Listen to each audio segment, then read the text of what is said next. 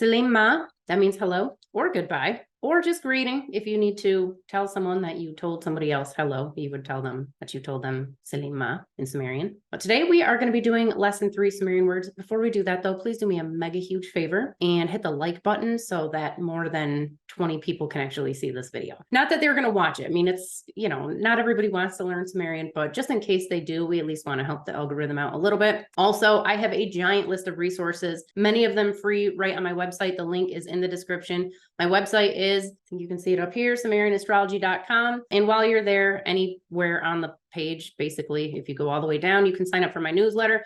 I have sent, I think I'm up to 4 newsletters in the last 2 years.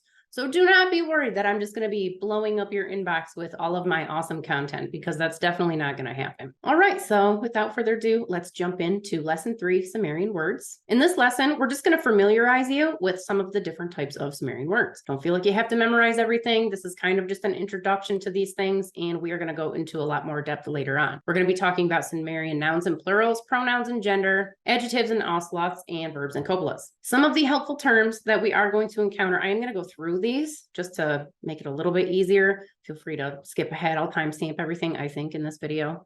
I think it works out better if we timestamp it. If at any time you want to see the full list of terms, you just got to click on this glossary of terms or go to glossary of terms. Feel free to bookmark that too. And you can see everything that we are covering so far. An auslaut is the final consonant sound or syllable in the word or syllable boundary. So in this word, boundary, the auslaut is Y. This will be important later. A copula is a verb that connects the subject of a sentence to the subject complement. Often the word is was, is, or will be. So I am is a copula. Enclitic, a word or particle that suffixes to the end of another word. So in English, the phrase I am, they're technically separated, but an enclitic copula would just have a little hyphen, and you will see those because we're going to encounter those here. Hamtu. This is an Akkadian word that means quick and describes a perfective verb. That is a verb that has been completed or one that is expected to be completed in the future. So I went to the store today to buy some groceries. That is perfective. I already did it. Not only that, I probably implied that I came back. Imperfective, a form of a verb that shows an action in progress or has not yet been completed. I'm going to the store, or I am currently at the store shopping. Those are all imperfectives. Impersonal, a class of nouns considered inanimate in Sumerian, such as animals, inanimate objects, places, as well as some classes of humans, such as slaves and enemies. So this is really the only type of gender we have in the Sumerian language. When we talk about gender in a language, we're talking about masculine or feminine, or neuter or neutral. Sumerian doesn't have masculine or feminine inherent in their words. They have personal or impersonal or collective. But for the most part, we're just going to be working with personal and impersonal. A personal noun is any human, for the most part, or deity. Everything else is inanimate, including some people that were considered a long time ago a little less than human. So your enemies, people that you're trying to insult, slaves, and that type of thing. Obviously, it's hard for us to relate to that now, but that's what we're looking at. An intransitive verb is a verb that doesn't require a direct object, such as the cat sleeps. If he sleeps on something or in something, then we have a something to transfer the action to, but this type of sentence is considered intransitive. Maru is an Akkadian word meaning fat or slow and describes an imperfective verb, and that is one that is unfinished or ongoing. So that's the same thing we talked about up here. I'm still at the store, I'm shopping. I have not completed my shopping. Pronominal elements are components in a sentence representing pronouns such as prefixes, infixes, and suffixes in the verbal chain. Don't worry about it now. We'll come back to it if you need to. And again, you can just pop back up to the helpful terms at any time while you are on the website. Reduplication, it's just like it sounds. The repetition of a word to express a grammatical or semantic feature, such as plurality, intensity, or verb tense. Transitive, a verb that requires a direct object to complete its meaning, such as the cat eats mice. So in here, he's not just the cat eats, that's intransitive. There's no direct object that we're transferring the action to, but here he's eating mice. So mice is the recipient of the eating. Lesson vocabulary, I'm not going to go through these right now, so feel free to poke around and check those out. You can always see the full list right here if you click on this link, and it will take you to everything. The English to Sumerian version is still a work in progress, but we're definitely getting there. Sumerian words. Unlike English, Sumerian sentences don't use punctuation. Fortunately, Sumerian scribes and their successors were kind enough to keep individual sentences, phrases, or ideas on a single line, usually. Sometimes they even put slashes between the words and ideas, although not always. I will at times do that, but I don't want you to become dependent on it. I want you to be able to look at this big long string of crazy and translate it. Most cuneiform texts are full of long sentences, and it can be difficult to tell where one word or phrase ends and the next begins. Consider the following sentence, this whole big giant thing. Now consider how rough it looks transliterated using English characters. And it's right? Pretty hard to look at. But don't worry, any sentence without spaces or punctuation looks overwhelming, even the English translation, which is purified are the cities and you are the ones to whom they are allotted. The foreign land, Dilmun, is purified. So still not quite as bad as this, but still rough. Now, despite the lack of punctuation, you probably had a much easier time reading the English version, and that is because your brain is familiar with the individual words and can recognize the boundaries. And with practice, you're going to be able to do this with Sumerian too. And eventually you're going to look at this and you are going to read iri kugugam. This little key is silent. This is the determinative. We don't actually say this part. Enebaam, menzen, kur, dilmun, kugaam. Purified are the cities and you are the ones to whom they are allotted, and the land of Dilmun is purified. Before we can reach this stage, you got to start getting familiar with the Sumerian words, right? So let's jump right in. Sumerian nouns. Some Sumerian nouns are simple one-word signs, like ama, mother. Now remember, there are no articles in Sumerian, thus ama can be translated as mother, a mother, the mother, and so on and so forth. Some nouns are compounds created by combining nouns, adjectives, and even verbs. Ki shar, whole earth or horizon, literally land totality. Now supposedly, the Sumerians and their successors believed that the earth was flat. I disagree with this for a number of reasons. I'm not going to go into all of them right now, but I do think their use of a solid sphere in the word for earth and horizon is a pretty good indication that that is not true, that they thought that the earth was flat. I will remind you that if somebody in the future were to find some documents from 2023, somebody's going to be saying that the earth was flat. For our descendants to just assume that we all believed the same thing would obviously be quite erroneous. So I don't think it's fair to just assume they all believe that. There's also a lot of mathematical reasons in their buildings and all kinds of stuff. It's definitely way outside the scope of this conversation. So let's go back to what we were doing. Egal, palace, house, noun, great, adjective. So they just stick them together and they created palace or a mansion, technically large temple. Dubsar, scribe, literally tablet, write. So the noun tablet and the verb write. Some nouns are created through reduplication. A'a, father, literally water, water, or semen, semen. Yes. Some nouns may have initially been compounds, but over time morphed into a single sign. So here we have lu, which is man. We have gal, which is great.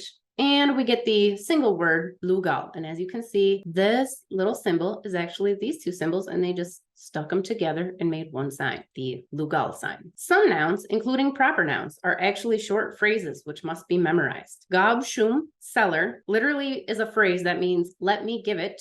Zamu or zagmu means new year, literally the edge of the year. Ninhursag, which is usually how you'll see it. And remember, the little D stands for Dingir, which means this is the name of a deity. And this literally means queen of the mountain, or queen of the sacred mountain. Plural nouns. Sumerian words can be made plural in a few different ways. Through reduplication of a noun or adjective, such as lugal lugal, meaning kings or all the kings. Dingir galgal, gods, all of the gods, which is literally God, great, great. We can also add the plural marker ene or ne, sheshene, brothers, dumune, children, sons or daughters. And when referring to the plurality of animals and things, we can use the adjectival suffix hia, which means mixed. He means to mix, and a is the nominalizing suffix. Anshe hia, assorted pack animals. So maybe horses, maybe donkeys, maybe camels, who knows? They're just assorted pack animals. Pronouns. The gender of Sumerian words isn't masculine and feminine, which we definitely talked about already, as the term implies. Instead, it's often understood as animate or inanimate. But when it comes to Sumerian words, gender is best understood as personal or impersonal. By the way, when you watch these videos, a lot of times I have not had enough coffee when I'm actually making the videos. And I usually write these lessons out first thing in the morning while I'm still waking up. So there were definitely some errors in the other videos that I didn't catch because I was busy trying to just not stumble all over my words while I'm reading. Once in a great while, you will see something that's obviously incorrect in the video. I usually catch it though and go back and fix it in the written form. I just want you to be aware that I do screw up sometimes when I'm making these videos. Personal nouns include deities and most people, whereas impersonal nouns are animals, inanimate objects, places, some people, slaves, enemies, blah, blah, blah. Whether a noun is personal is especially important when dealing with pronouns and pronominal elements, which we will come to here shortly. We'll dedicate an entire lesson to pronouns. I think it's the next lesson too. For now, let's get familiar with a few. Let's do the the independent personal pronouns. Sumerian sentences don't require independent personal pronouns, as they're often full of other pronominal elements. Still, you'll see them periodically, often when there's a need to show contrast or emphasis. So be aware that variations of these exist depending on the time period and region a text dates to. Also be aware that variations and mutations are common depending on how the pronoun is used in the sentence. There's always variations. Everything that we talk about in Sumerian, there's always going to be conflicting information here and there. So you just have to be aware of that. As time went on, especially in the Babylonian period, the late Babylonian period, they were really strict when it came to their grammatical rules, but you don't really see that the farther back it goes. And you get a lot more Akkadianisms when you start to get into the later text too. So that's a whole different conversation. But don't worry about any of that right now. We're setting you up for success, so you don't have to be afraid. Independent pronouns. In the absolutive and ergative cases, and remember the absolutive case doesn't have a case marker. That's going to be usually your direct object. And the ergative case is going to indicate your agent. Yes, we will talk about more of this later. We have two different forms of I/me and you. This one is he 26 or ze, which means you. Can mean this in the absolutive case, which is just me, I, me, or in the ergative case, it means it was done by me, I'm the agent. Same thing over here, ze can means it was done by you, you did it. If we're going to add the enclitic copula, man, he 26 and ze usually get this additional extra a, which is it's kind of similar to the ergative a. Again, don't get too hung up on this. We're just introducing you to it. You can always come back to it later. So an example of this is with re, I, me would be re, man. It is I who am. For you, it would be ze, man. It is you who are. Before a case marker with an a, so this is going to be a, ra, da, ta, ak. E of re and ze, so this e and this e becomes a. Be aware that the a of the locative terminative in ak, the genitive, replaces the e of re and ze entirely, resulting in multiple meanings for these pronouns. The comitative case da, this little marker here, da means with. So instead of with me being re da, because there's an a after here, we get a little bit of this vowel harmony and it becomes ha da. Same thing with ze. If it's going to be followed by one of these as, okay, with ra, da, ta, or ak, it's going to change this ze to za. So instead of ze, it becomes za. If we wanted to say with you, we would say zada. If we wanted to say to you, we would say zara. From you, zata, and so on. The independent pronoun his, her has two variations, with ane being the older version and ene being the later version. Now, throughout my examples, I usually tend to stick to the old version of Sumerian whenever I'm writing out my examples. So you'll almost always, in this case, see mine written out as ane. Plus, it's confusing because this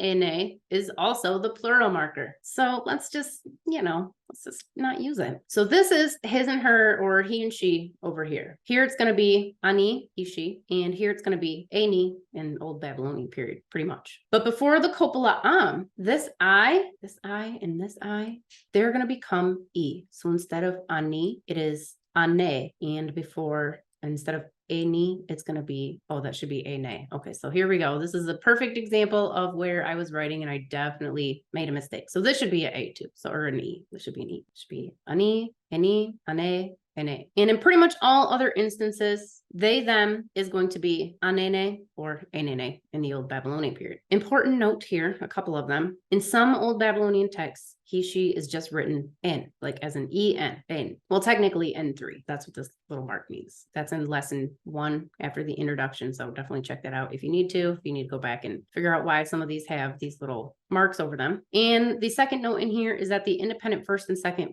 person plurals, us, we, and you, are unattested in Sumerian. In other words, they don't exist, at least not in their own special form, but they can be substituted if you need to with me'en or me'en, which these are the copulas of we are and you are. Adjectives. For the most part, Sumerian adjectives follow the noun that they modify. Bagal, great portion. Be aware that in the early days of Sumerology, adjectives were suffixed to the noun with a hyphen, like this, in transliteration. It has gone out of fashion, but I still use them, namely because we're literally just modifying the noun. I like to stick them in there when it's just this tiny little thing. If it's a bigger string of words, I might not put them in there, but just know that sometimes you'll see them, sometimes you won't. A noun can be modified with multiple adjectives. Esh gibil tur, small new shrine. Esh gibil kuga, new purified shrine. Adjectives can also be duplicated to indicate plurality or intensity. Dinghir Galgal, great gods, literally God, great, which we definitely already talked about. This can technically read really great God. So if we're just really awesome, we got to stick an extra gal on there. A Shen, immaculate house,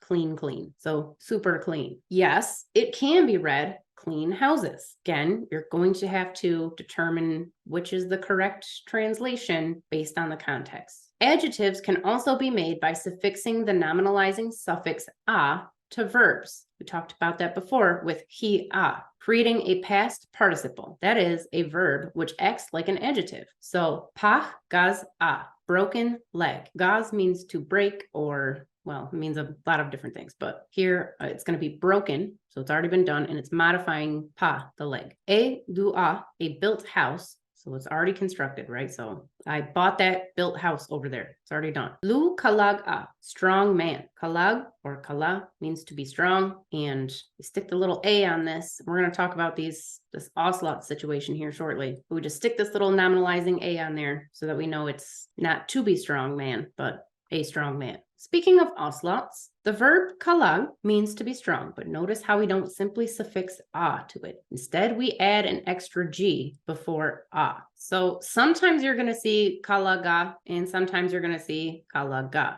written out, depending on the period. Adding an extra syllable after the Auslaut is a common practice when spelling Sumerian words, especially in the later periods. They were doing their absolute best to make sure they recorded everything. They were not speaking this fluently. It wasn't a living language at the time. So they just wanted to make sure that what they were writing down was as grammatically correct as possible. So they tend to adhere to the grammatical rules much more than the actual Sumerians, whose language it was. And that's likely because they just assumed you knew, if they didn't write a consonant or they didn't write a particle or grammatical element in there, that you knew what it was supposed to be. So you would just say it out loud the way it was supposed to be said. It's kind of like if you saw LOL, you would just know that that meant laugh out loud. You don't have to tell everybody what it means. You just stick it in there and it's known. But somebody a couple thousand years from now coming across that will have no idea. They'll think we all ran around saying lol, which I guess some people do. I am probably going to write these in here just because I want to make it clear that that's what this is when you see it. So you're ready for that. In this case, the consonant added to the vowel will be the same as the preceding Auslaut, which is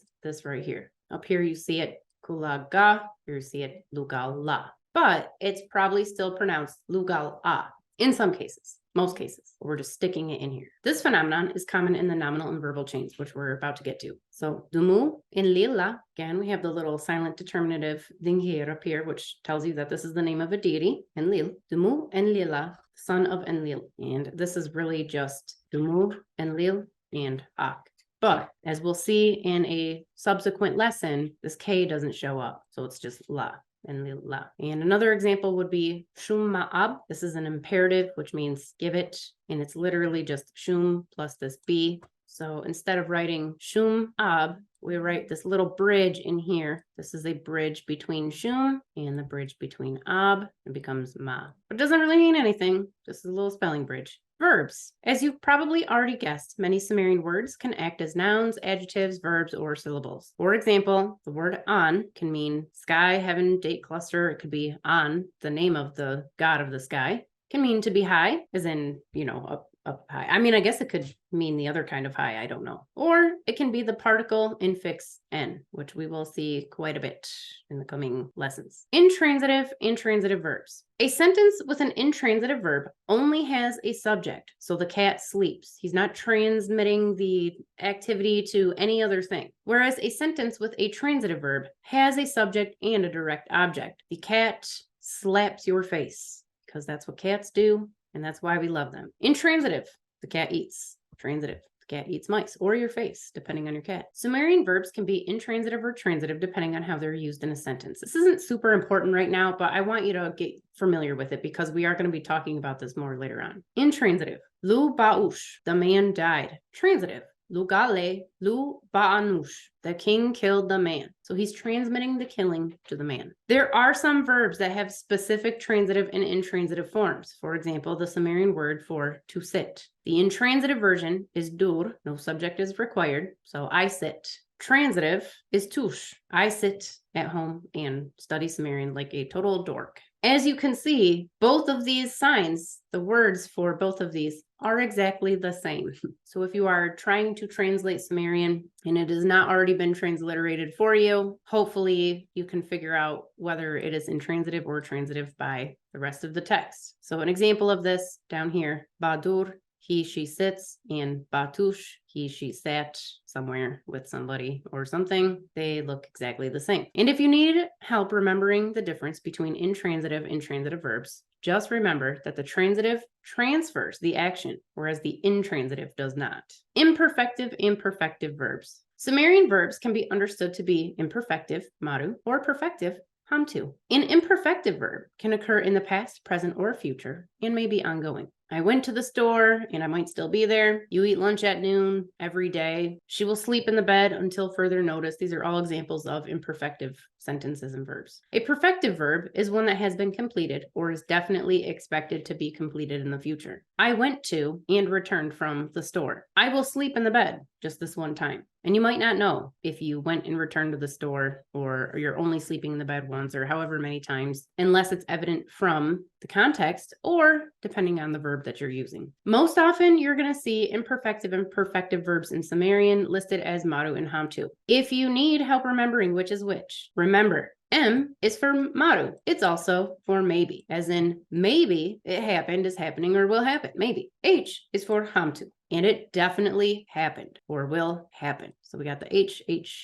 right? Plural verbs. Not only can verbs be transitive or intransitive, maru or hamtu, they can also be singular or plural. Please don't get overwhelmed or stressed out about any of this. This is just an introduction. We just want you to get comfortable with these ideas. Dur is the maru, the maybe imperfective version, and it is also singular. Tush is the hamtu, as in it happened, singular version. Durun is the maru or hamtu or plural version. So as you can see, it's the same sign, and here they just duplicated it, but it's actually pronounced durun. The enclitic copula to be. Remember, enclitic means we're sticking it on the end. There are two Sumerian words which mean to be. Should probably italicize that. The first is hal, which means to be present or to exist. The second is the Sumerian enclitic copula, which can take a few forms depending on where and how it's used in a sentence. It's usually a variation of am, ma, or me, usually am. And as you probably guessed, the common denominator in all of these words is the M. So here are the singular and plural versions of the copula: is, was, will be. Man, I am, or you are. Yes, they are the same thing. So if I say I am happy, it might mean you are happy. Again, you're going to need to look at the surrounding context. Which is actually written, most of these are written the way you would think they would be written, but is actually written this is the sign, and the on sign, which says on.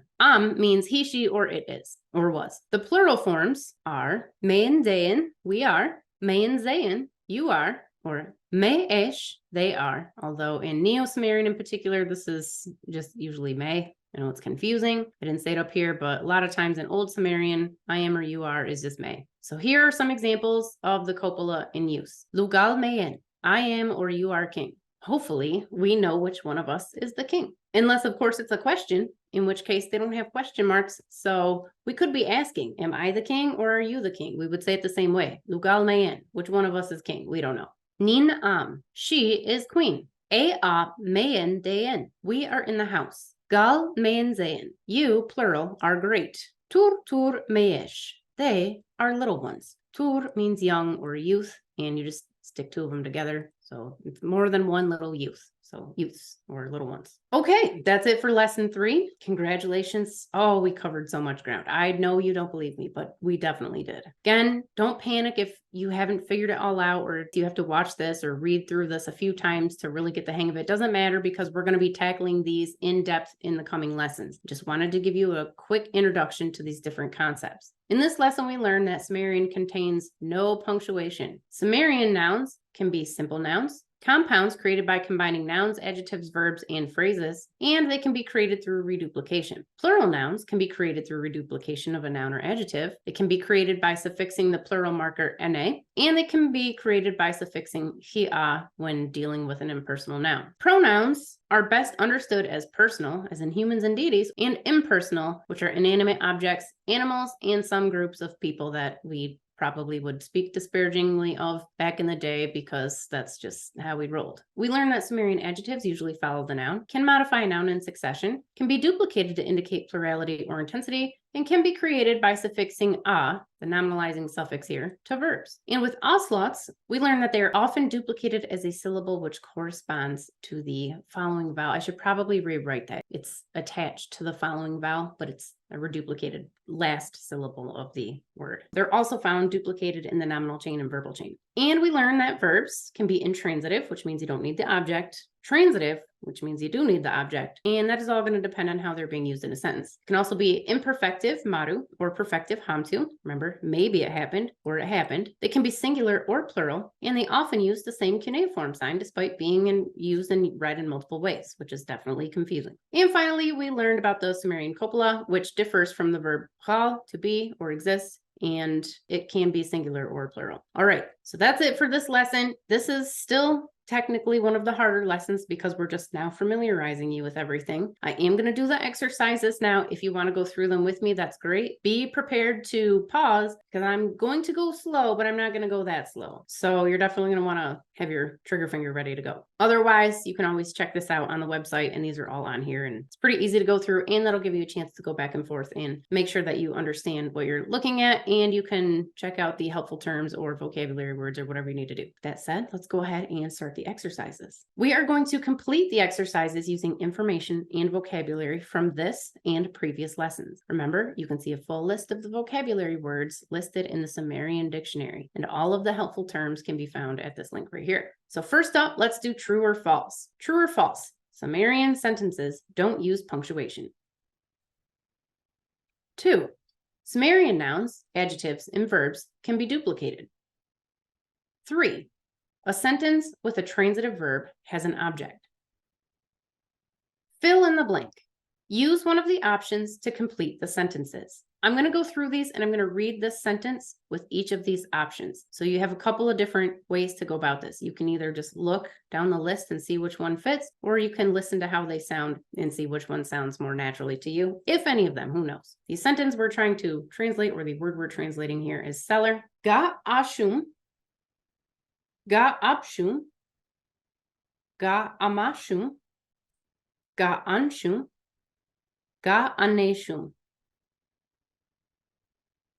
Not sure why I didn't write it up here, but in this one, we are translating the word you are, plural. Meyen ze ak, meyen ze an, meyen ze en, meyen ze ib, meyen ze in.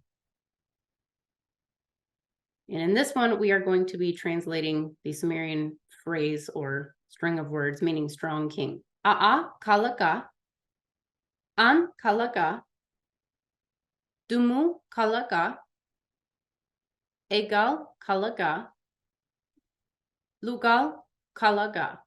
Translate Sumerian into English. In this case, I don't want you to get too worried about the word order in the English translation. Just translate it literally how it looks, or you can try to make sense of it. I tend to go really literal when I'm translating, but a lot of people don't like to do that. They like to make it sound like a nice, succinct English version. So number 1, a'a en lila.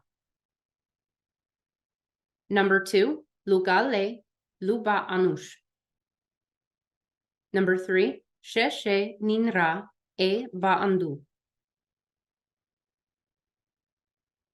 Translate English into Sumerian. 1, you are my mother. 2, he is your brother. 3, they are small children. Now in this one, we are going to spot the mistake, and you may need to refer back to the verbal prefix section in lesson 2 to figure this one out, or you may not. So in this one, it says, Gibil tur esh, small new shrine. You have to figure out what's wrong. I'll just be upfront with you. It's definitely not anything to do with the actual cuneiform.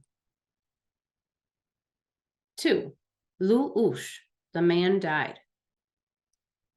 3, Shesh Kalaga, strong brother, old Babylonian period. Hint, if you're listening and you're not seeing me, I'm winking at you poorly, but trying to draw your attention to the old Babylonian period version. Translate cuneiform. I can't actually read these to you because then you'll have the answers. So just want to take a look at number 1,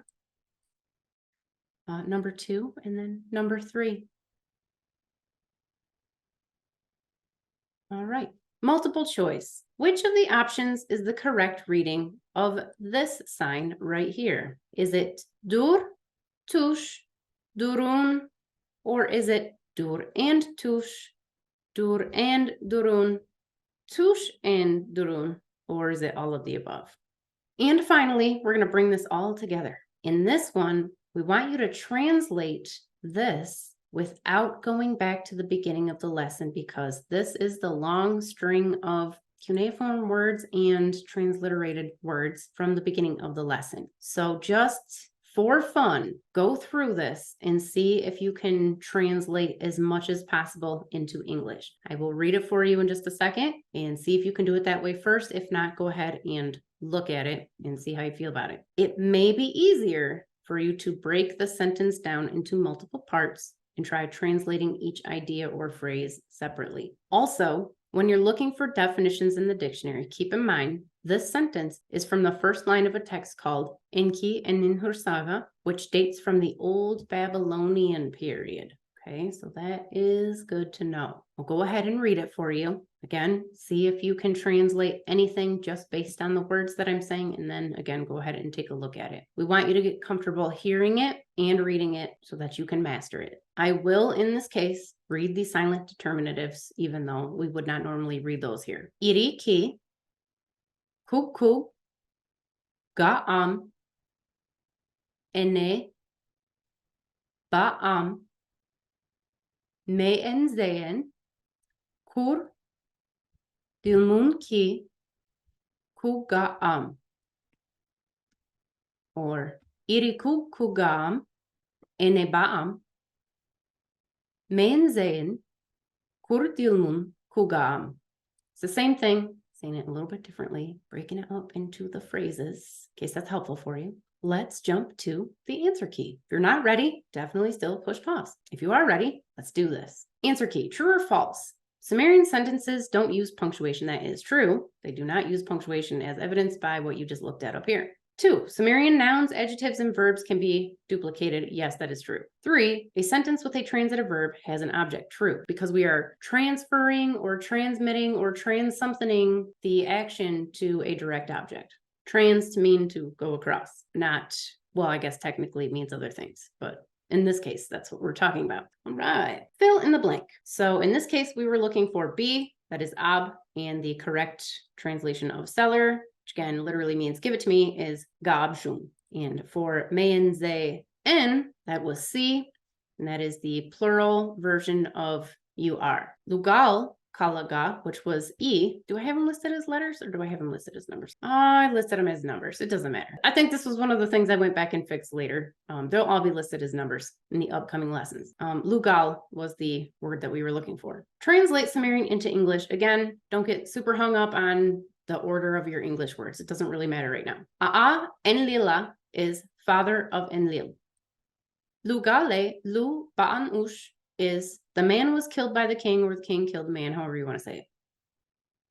Sheshe Ninra E Ba'andu, the brother built the house for the queen, or the house was built by the brother for the queen. Translate English into Sumerian. You are my mother. Amahu Meyen. He is your brother. Shesh Zu'am. They are little ones. Tur Tur Meyesh. And again, depending on the period, these might just be May, Old Sumerian period. This is just May. It didn't say to do it that way, but if you did it that way, I mean, technically you're still right. Spot the mistake. So in the first one, Gibil Tur Esh, small new shrine, the correct version was Esh Gibil Tur. The adjective is going to follow the noun. If it's not following the noun, it's done for stylistic purposes. In most cases, it's usually not an error. Somebody did it to make it sound pretty or whatever. But for the most part, this is going to follow the noun. Lu'ush, the man died. The correct version is lu ba-ush or lu an-ush or in-ush or something. You can't just have ush by itself, remember, because the Sumerian verbs have to be modified. So in here, we just stuck this ba in here, and I just used exactly what we used elsewhere in the lesson to make it easy for you. And finally, we have shish, kalag-ah, strong brother, and the corrected version, even though technically it would have been fine how it was, because we did the wink wink nod situation with the old Babylonian period, we wanted to make sure that we stuck this extra G in here. And so it was shish kalaga. Technically, you're still saying it shish kalaga, but we're sticking the extra G for spelling purposes. Translate cuneiform. This word right here was aa, father. This was ama, mother. And this was shish, brother. Oh, that's not the shish sign. What did I do? This is not shish and brother. This is actually the tur sign. I must have changed it at some point and then just didn't fix it here. So just know that this is not shish, brother. This is tur, which we just saw up here. Tur. So hopefully you caught that, and I'll have to fix it on the website. Okay. Multiple choice. The correct reading of this sign right here was dur and tush. So it was the fourth option, A and B. And that's because this, if we wanted to say durun, it has to be twice. We'd have to duplicate it. All right, now bring it all together. So again, this was at the top, you saw it, but we're just going to break it down a little bit for you, and I will go through this with you. Irikukugam enebam menzen kurdilmun kugam. Irikukugam, that's this iri key. This little thing right here is a key. And this is kug kug ga, and this is the am sign. Remember, it's a and an. Iriki is city, kug kug is pure. This little a can be the nominalizing suffix. I mean, technically it can be the locative case, but we're not going to talk about that right now. Am is the third person, Copula. So irikug kug means pure cities. So we reduplicated the pure instead of the city, just doing pure city, which again, technically could be a really pure city, but we know that it's not. Kuga, the nominalizing suffix with kug to be pure. And so literally cities are purified, pure are the cities. You could read it either way, however you want to do it. Up here we have ene, ba'am, which is to you or whom. Remember, this is going to be the ergative version of ani. Ba means allotment. Am, which is this a'an, is the third person copula. And then me and zayn is you, plural, plus the copula. And so literally it is you, plural, to whom it is allotted, or you are the ones to whom they are allotted. And finally, this last little portion down here, kur dilmun ki, which technically this is how it's written, but it's not the deal sign and the moon sign. And let me show you real quick, just so you know. As you can see, this is the ni sign and the tuk sign, which it can mean other things and also be referred to as a different sign, but it's the tuk sign. But we don't say it that way. We say dilmun. The deity Nana is written similar to that too. Let me find them in here. Where's he at? This is technically the shesh, which we know is brother, and the ki sign, which is city, place, or area. But we don't say dinghir shesh ki. We say nana. Kuga pure ga So it's purified. It's already been done. Remember the built house? We already bought that. We sold it. We did whatever with it. And this was to purify. It's already been purified, so it is purified. So when you sum it all up, basically the land of Dilmun is purified, and you can also say pure is Dilmun land, however you want to do it. Like I said, I tend to go a little bit more literal with it, but that's literally, in case you were wondering, how you translate Sumerian. So when you come across it, you can do that. Now, this is kind of an extra here. If you want to translate some Sumerian, if you want to see what that would look like, you can go to this website right here, which is the Cuneiform Digital Library Initiative. If you want to put some words in here, you want to try to find something in particular, you can just pop something in. This is an amazing website because they tell you where it's at, the museum number, where they found it, what period it comes from, and all of those things. Here you can see somebody already looked at the tablet, they sketched it out, so you don't actually have to strain your eyes and make things up and try to figure out what it says. Somebody already did this for you. So I highly recommend going through at some point, maybe not right now, but if you want, you can go through here and scan and see if you can recognize any of these words. And then when you're done, you can always come back and you can check and see. That's it for this lesson. In the next lesson, we're going to do Sumerian pronouns. And the things we just introduced you to are actually going to start to come together. So don't feel again like you should have had it all figured out by now, because you definitely were not supposed to have it figured out. All right. Well, with that, I will go ahead and sign off. And don't forget to check out the list of resources if you haven't already. Like, share, and subscribe. And I will see you in the next lesson. So, Selima.